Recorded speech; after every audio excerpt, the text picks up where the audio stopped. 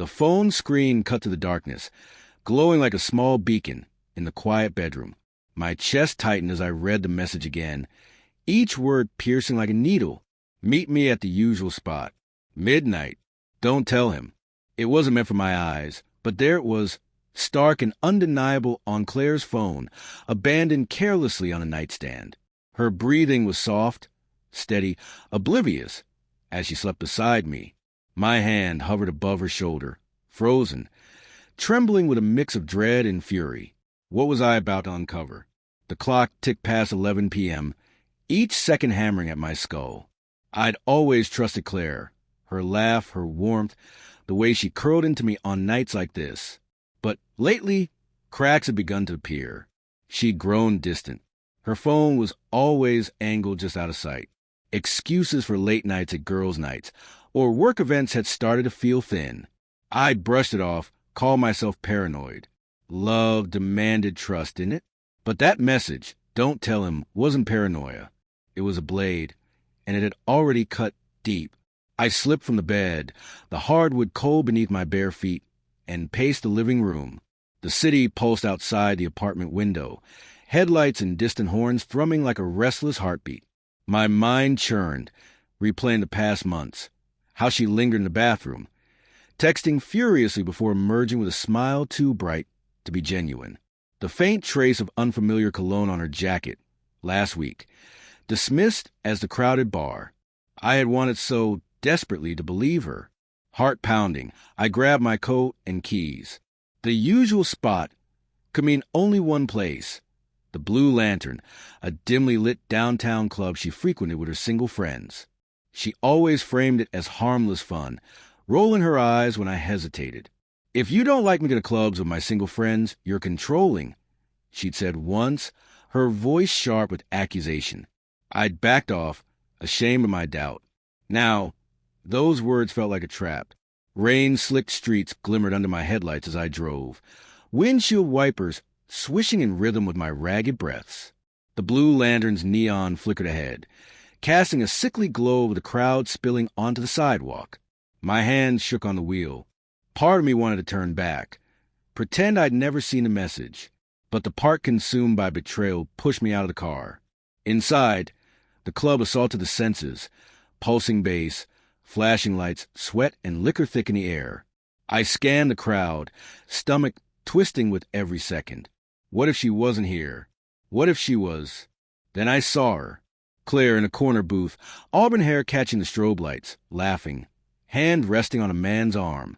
A man I didn't know, tall, broad-shouldered, confidence radiating in a way that made my skin crawl. His hand brushed hers, lingering too long. She didn't pull away. My chest tightened. The air felt heavy, impossible to breathe. I wanted to storm forward, demand answers, but my feet were rooted. Doubt slithered through me. Maybe it was innocent, maybe just a friend, but the message echoed, "Don't tell him." I edged closer, weaving through the throng. Music drowned out their words, but their body language was unmistakable. She leaned in, smile intimate, eyes bright.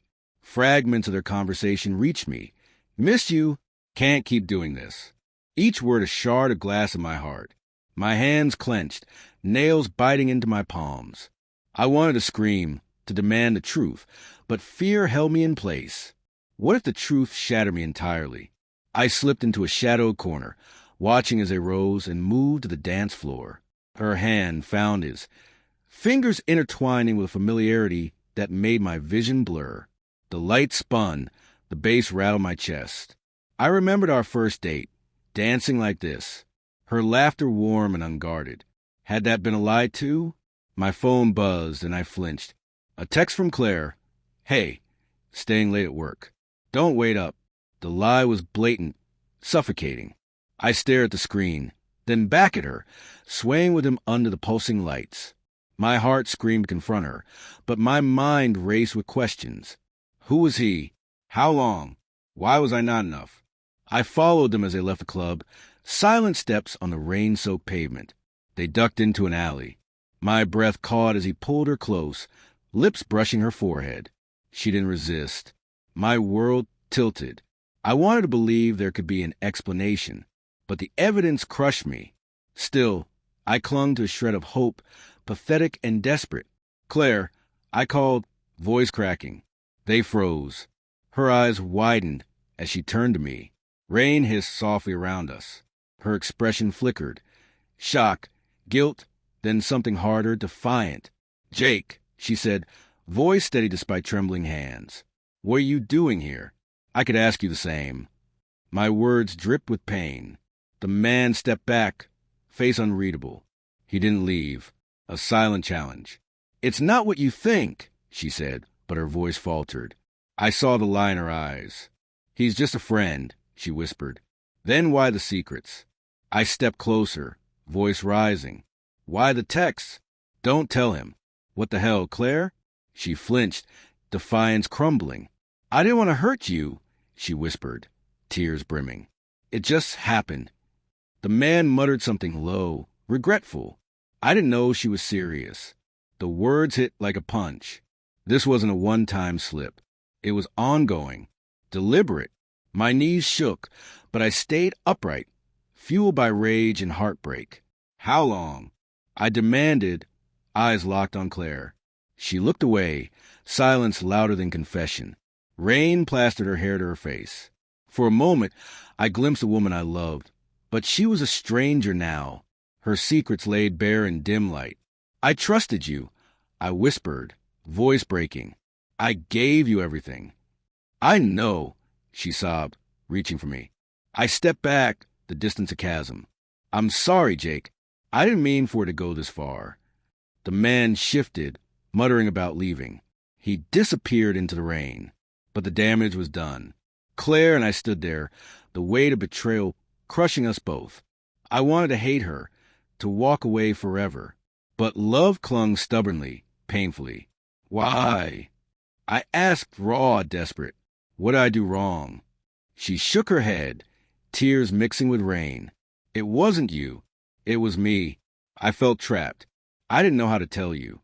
Trapped. After everything, plans, promises, she felt trapped. I turned away, unable to face her. My heart a battlefield of love and betrayal. The city faded, leaving only rain and ragged breathing. As I walked back to my car, her sobs echoed behind me. I didn't look back. The truth was out, uglier than I feared.